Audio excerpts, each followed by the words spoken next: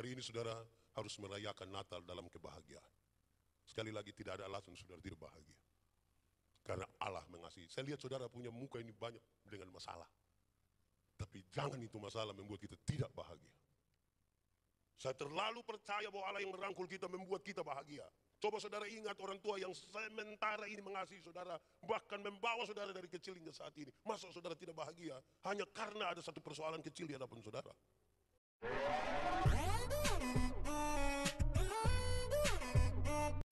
Bapak ibu saudara-saudara, shalom. Itu kurang kuat, tambah kuat sedikit. Shalom. Selamat Natal. Tolong sampaikan selamat Natal di kiri kanan saudara-saudara. Ucap satu kalimat yang mungkin lebih sedikit. Oke. Ya, mantap. Baik. Bapak ibu saudara-saudara, sekali lagi shalom. Ini lebih dari 1000 orang dalam ini ruangan, tapi suara macam 10. Ulang, shalom. Mengawali khotbah ini ada 2 hal yang perlu saudara dengar. 1, di malam Natal tradisi bergereja kita adalah setelah ibadah di sini, semua akan pulang di rumah dan ibadah bersama-sama dengan keluarga. Karena itu gereja sudah menyiapkan tata ibadah untuk ibadah keluarga. Masing-masing keluarga ambil satu saja. Ada di pintu-pintu keluar, pintu bagian situ, dan bagian belakang. Sekali lagi, ibadah di rumah masing-masing sebentar, tidak harus jam 12. Pulang dari sini langsung ibadah baru makan, boleh. Tata ibadah sudah disiapkan oleh gereja.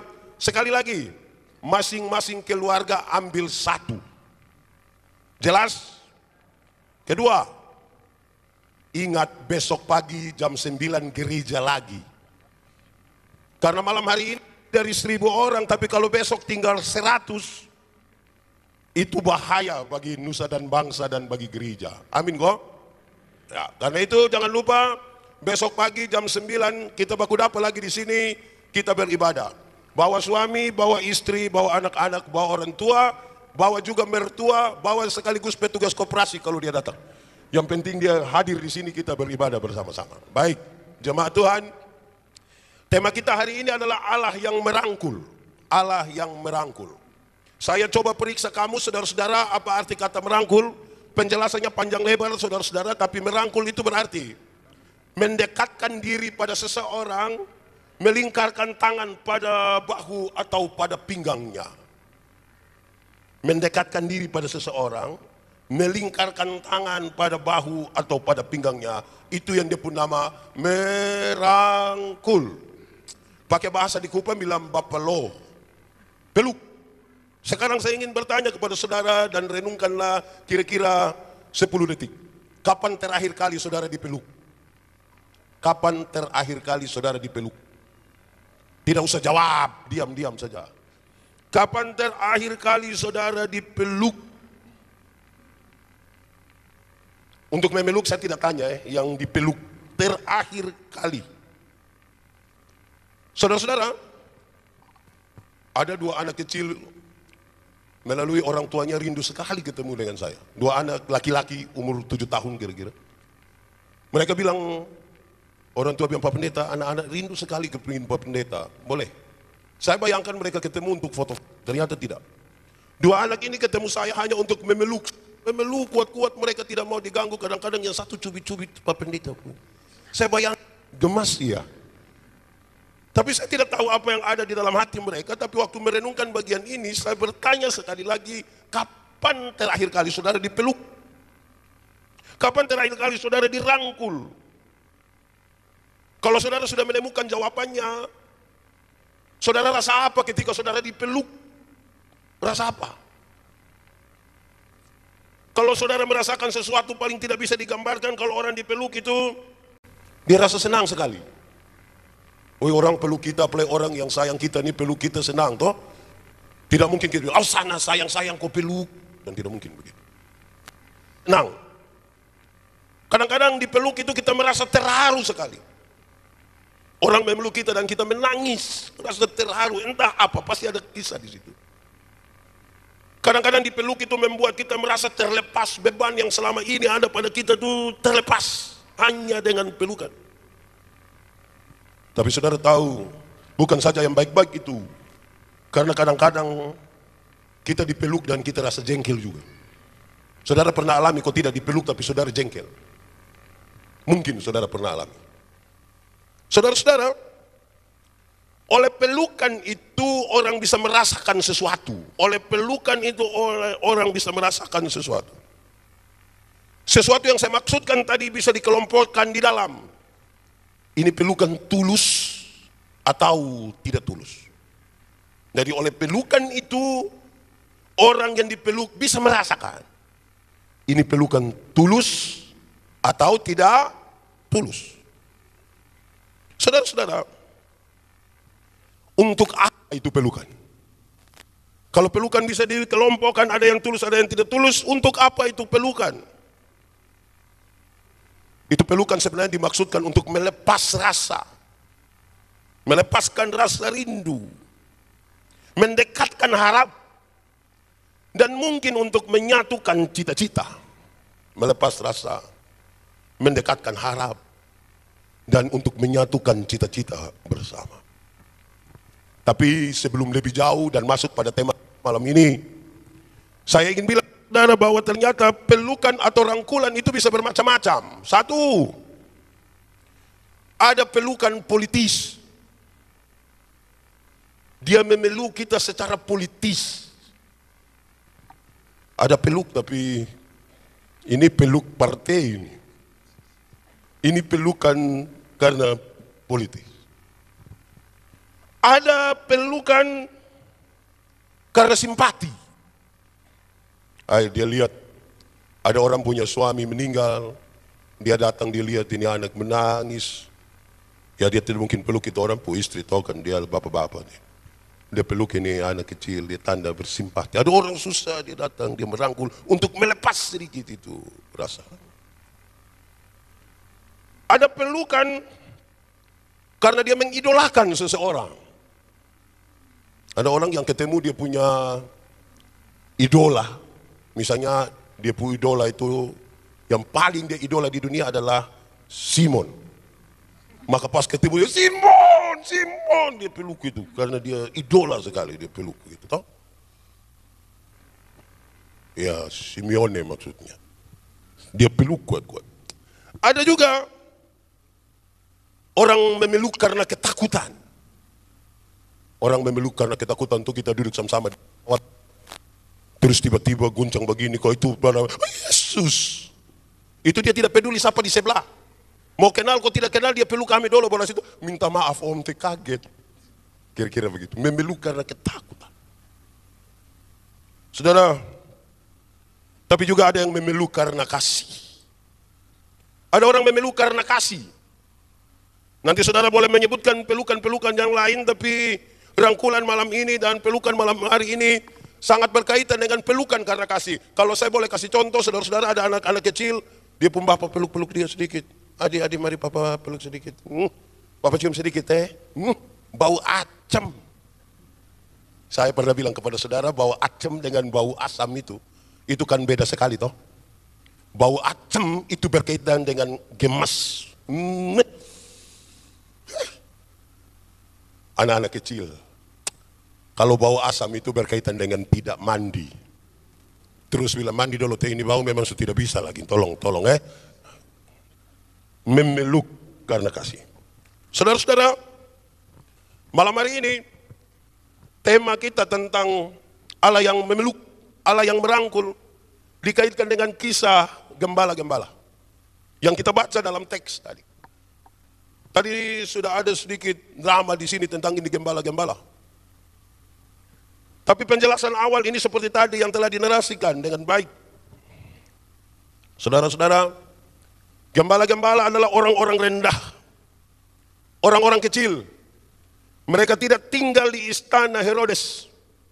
Mereka tinggal di padang belantara. Tidak ada hunian yang indah bagi mereka. Mereka bergumul dengan dunia, mereka bergumul dengan tantangan, mereka bergumul dengan pekerjaan. Dan tadi dalam drama itu kita sama-sama lihat beberapa sudah malas. Siang kerja, malam juga kerja. Orang bertanya, Pak Pendeta, kenapa tidak di istana Herodes?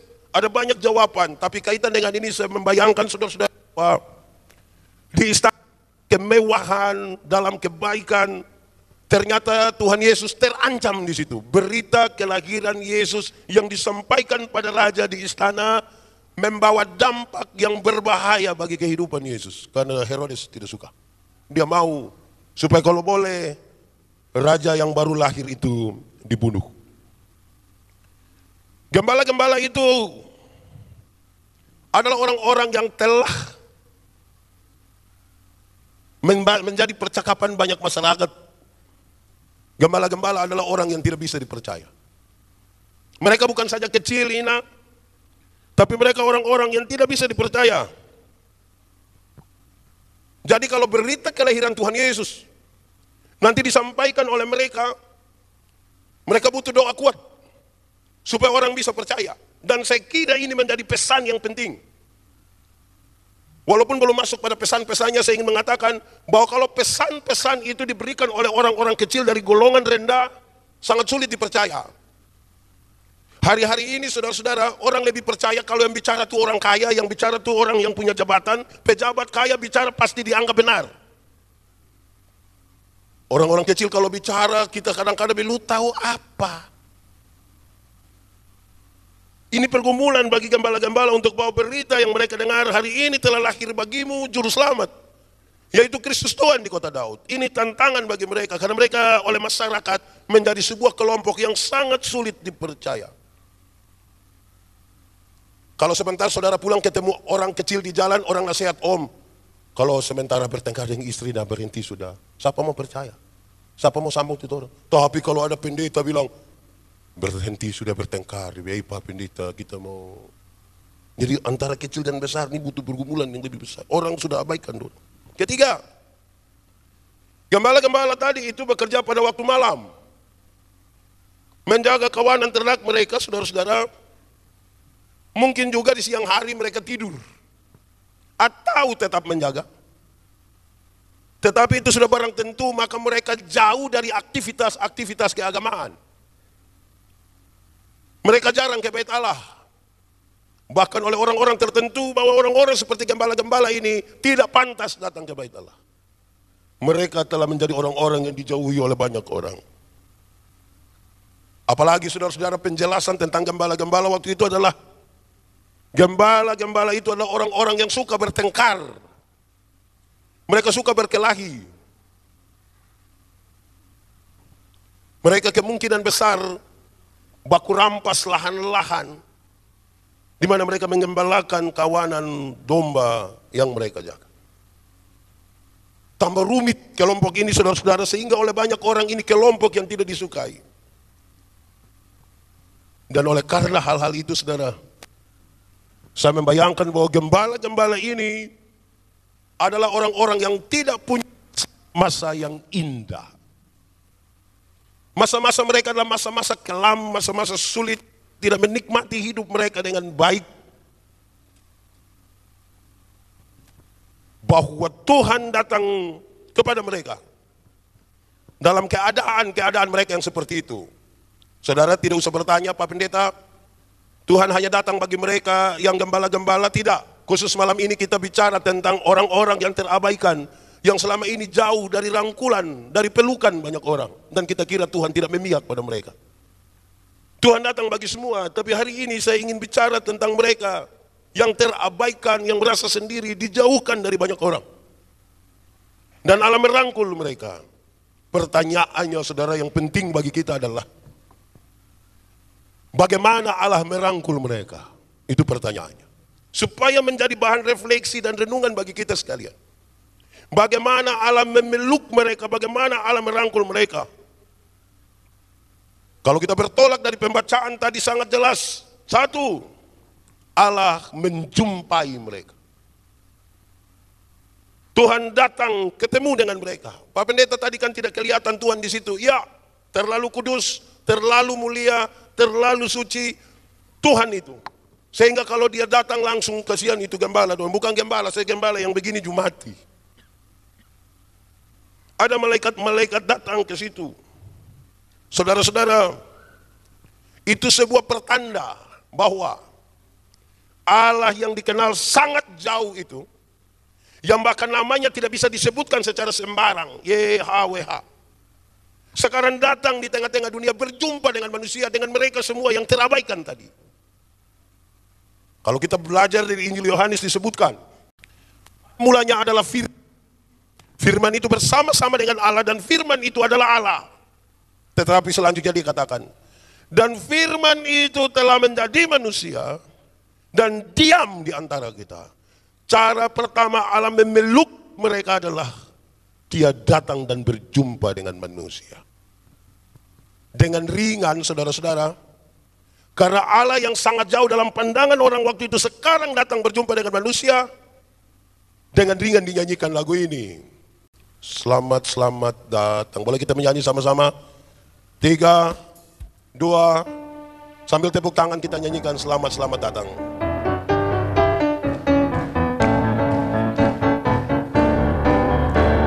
Selamat, selamat datang Yesus Tuhanku, jauh dari surga tinggi kunjunganmu.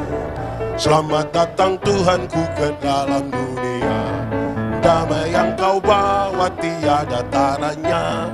Salam, lebih kuat sekali lagi, selamat, selamat datang. Selamat, selamat datang Yesus Tuhanku, jauh dari surga tinggi kunjunganmu.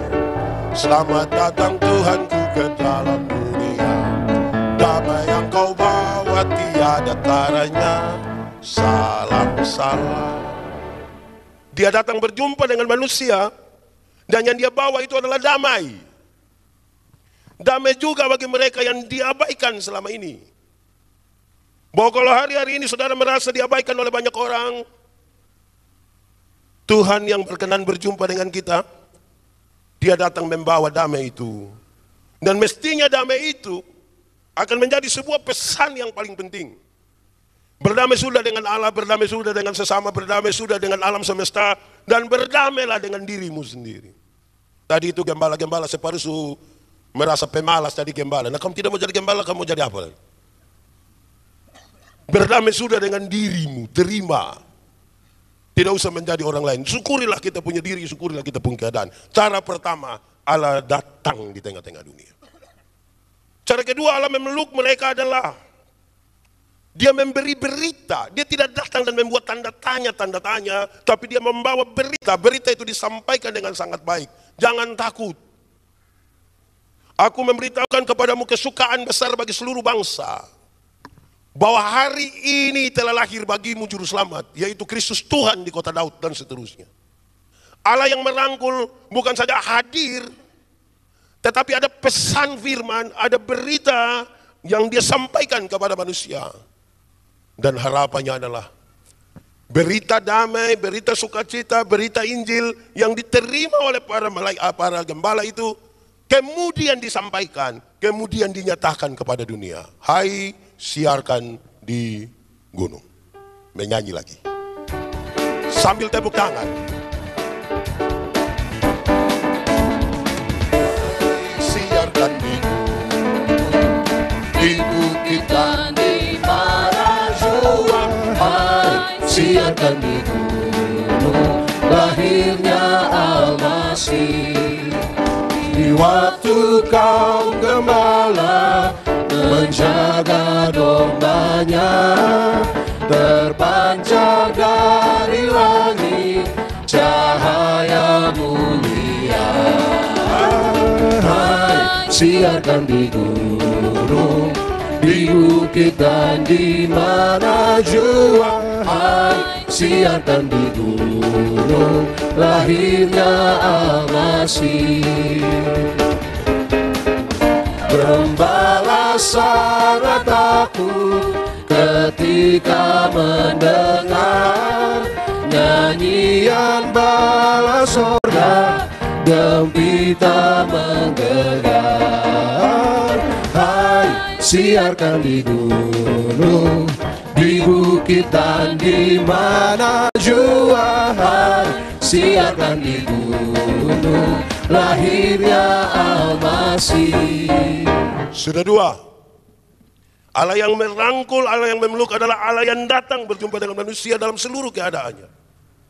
Tapi dia tidak memberikan banyak tanda tanya karena ada berita yang dia sampaikan. Jangan takut. Untuk seluruh masalah hidupmu jangan takut. Hari ini telah lahir juru selamat. Kalau juru selamat saja diberikan pada manusia, apalagi hal-hal yang dia punya soal di bawah dari itu. Jangan takut. Sudah dua. Ketiga, saudara-saudara. Allah yang memeluk. Allah yang merangkul bukan saja datang dan memberi berita. Tapi dia mau masuk di dalam hidup kita. Itu berita Natal. Dia bukan hadir saja. Dia mau masuk di dalam hidup kita. Kalau orang memeluk hanya dari luar, Allah masuk di dalam hidup kita. Pertanyaannya adalah, saudara mau buka pintu supaya Allah itu masuk di dalam hidupmu. Dia memeluk saudara, tetapi dia juga dari dalam saudara. Mari masuk. Kita nyanyi lagi. Mari masuk, mari masuk, masuk hatiku, ya Yesus, datang sekarang, datang tinggal dalam hatiku, ya Yesus. Sekali lagi biar ini jadi kerinduan dan doa kita. Mari masuk, mari masuk, Masuk hatiku, ya Yesus, datang sekarang, datang tinggal dalam hatiku, ya Yesus. Sudah tiga. Allah yang memeluk itu datang dekat-dekat dengan kita. Dia memberi berita. Tapi dia mau tinggal di dalam kita. Untuk apa Allah tinggal di dalam kita? Allah yang memeluk dan tinggal di dalam kita itu sekaligus menggerakkan kita. Gembala-gembala itu digerakkan. Bahkan mereka diminta oleh masing-masing mereka, oleh karena sesuatu yang terjadi di dalam diri mereka. Marilah kita pergi ke Bethlehem melihat apa yang terjadi di sana. Tuhan Allah itu memberikan kesempatan untuk manusia mengkonfirmasi berita yang dia dengar. Anda boleh belajar apa saja dan menghafal apa saja dalam kitab suci, tapi Tuhan Allah mengizinkan saudara untuk secara sadar dan sengaja mengkonfirmasi janji Tuhan itu. Mengkonfirmasi apa yang menjadi pernyataan Tuhan atas kita sekalian. Dan karena itu gerakannya dari dalam. Itu sekaligus sebuah gerakan di mana manusia mengambil keputusan-keputusan untuk melihat apa yang Tuhan kerjakan. Bahkan dalam kehidupan yang sangat terabaikan sekalipun. Saudara, mereka yang menikmati kehadiran Tuhan tidak serta-merta sembuh dari penyakit mereka. Tidak serta-merta langsung bebas dari masalah mereka. Tetap masalah itu ada. Tapi Tuhan mau kita mengkonfirmasi. Dia memeluk kita sesuai dengan janjinya. Kalau Tuhan memegang kita, tidak akan ada seorang pun yang akan merebut kita dari tangan Tuhan. Kata firman. Karena itu saudara, saya kira perayaan Natal ini akan berakhir, tapi pergumulan kita akan jalan terus. Kita percaya dalam keyakinan iman kepada Tuhan, kita akan menggumuli perjalanan ini terus ke depan. Hanya Tuhan kekuatan. Hanya Kau Tuhan kekuatan. Kita nyanyikan lagu ini bahwa kita punya komitmen di sini. Hanya Kau Tuhan kekuatanku, tempat perlindunganku. Hanya Kau Yesus keselamatanku, pengharapan jiwaku. Ku sembah Kau Yesus Tuhan, ku sembah, ku tinggikan nama yang berkuasa. Sekalipun hati dan dagingku habis lenyap, tetap Kau Tuhan selamanya. Kita ulang sekali lagi, hanya Kau Tuhan. Hanya Kau Tuhan, kekuatanku, tempat perlindunganku. Hanya Kau Yesus, keselamatanku, pengharapan jiwaku. Ku sembah Kau Yesus Tuhan, ku sembah, ku tinggikan nama yang berkuasa. Sekalipun hati dan dagingku habis lenyap, tetap Kau Tuhan selamanya. Ini komitmen kita, ku sembah Kau. Ku sembah Kau Yesus Tuhan, ku sembah, ku tinggikan nama yang berkuasa. Sekalipun hati dan dagingku habis lenyap, tetap Kau Tuhan selamanya. Tetap Kau Tuhan selamanya.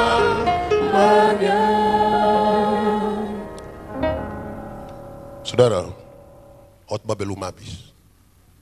Kalau saudara percaya bahwa Tuhan itu memeluk saudara, 4 hal tadi sudah disampaikan, maka dengarkanlah pesan ini. Sebelum pesan ini, hanya 3 pesan, cepat. Tapi saya mau cerita saudara sedikit. 1-2 hari lalu, waktu saya terbang dari Kendari ke Manado, saya memilih untuk menangis.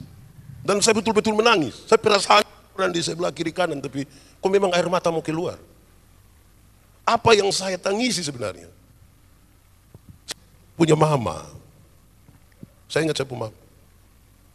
Apalagi pas buka di grup WA keluarga, ada ponaan wisuda, mama ada dan yang tidak ada saya. Dan mama menangis. Saya muat itu di media sosial dan menulis satu kalimat kecil begini. Ada air mata dari mama yang tidak dimengerti oleh anak-anaknya. Sekali lagi, ada air mata dari mama yang tidak dimengerti oleh anak-anak. Itu yang membuat saya sangat sedih dan saya menangis. Satu sosok yang kami tidak tinggal sama-sama sebenarnya. Karena saya tinggal di tempat lain, dia tinggal di tempat lain. Masa kecil kami terpisah sangat jauh. Karena ada 10 tahun, 11 bulan mama buta dan lumpuh sebelah badan. Kan kami tidak dekat, tapi kenapa saya menangis karena perempuan ini? Kok kita juga tidak tinggal sama-sama kan? Harusnya kalau sudah tidak tinggal sama-sama kan kerinduan tidak terlalu besar-besar juga. Tapi saya menangis. Cukup lama, kira-kira setengah jam itu saya menangis, air mata keluar. Saya ingat, saya coba membayangkan apa pikiran mama tentang saya. Itu kira-kira kisah itu begitu. Jadi jangan saudara pikir orang tua yang jauh dari saudara tidak bisa membuat saudara menangis hari ini.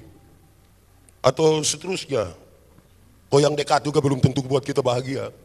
Yang dekat juga ada bikin kita tertekan juga ini. Tapi pesan apa dari Allah yang merangkul itu bagi kita dalam kisah para gembala ini, saya mau kasih tahu saudara. 1.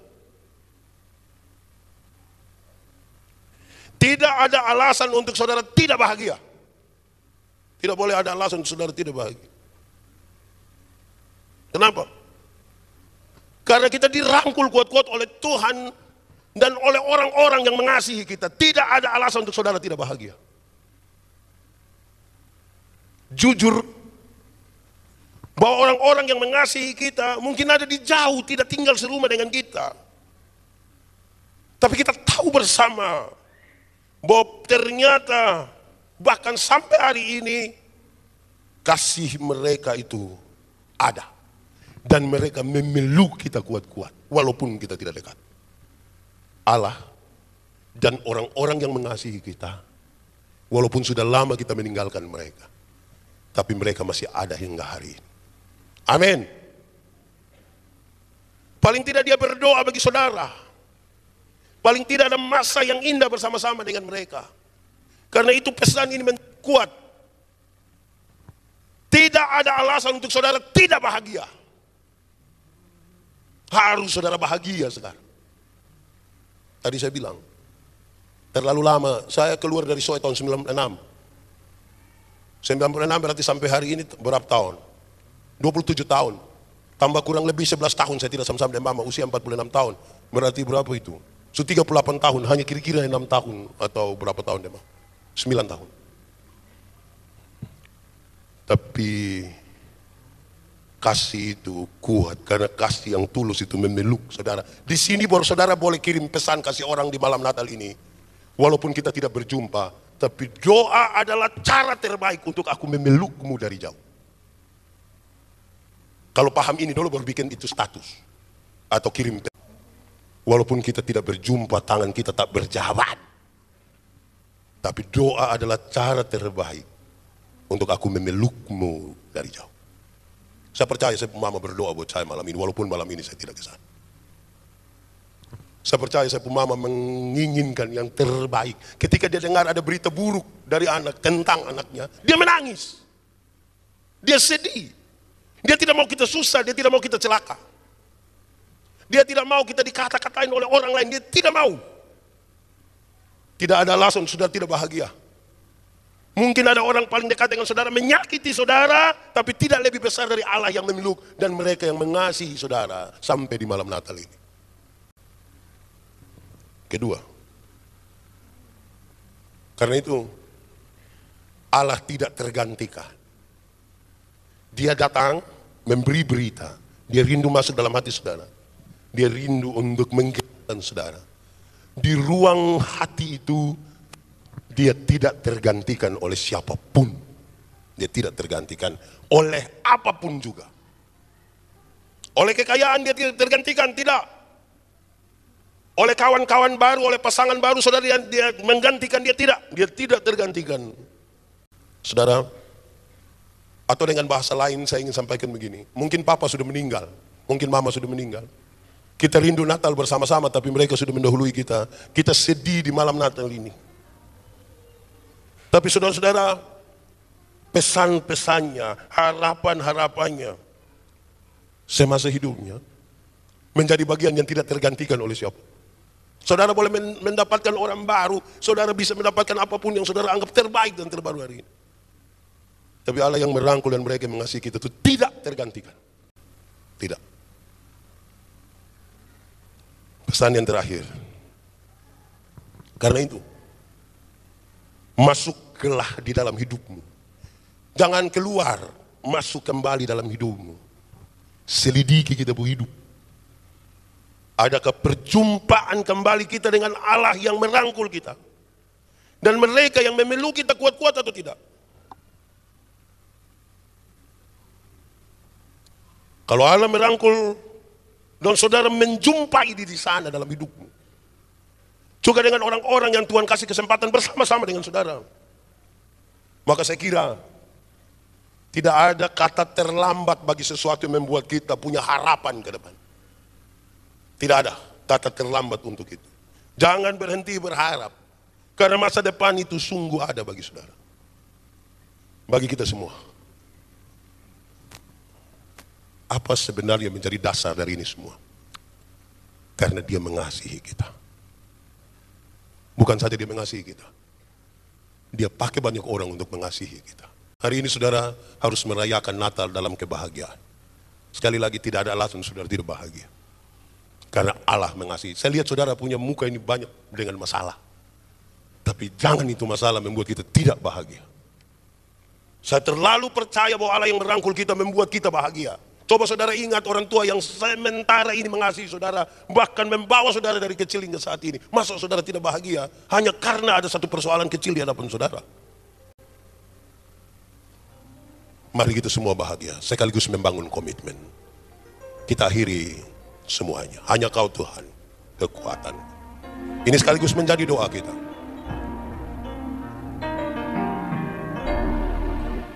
Hanya Kau Tuhan, kekuatan, tempat perlindunganku.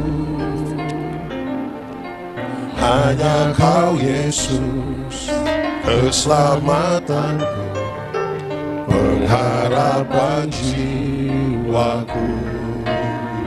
Ku sembah Kau Yesus, Tuhan ku sembah.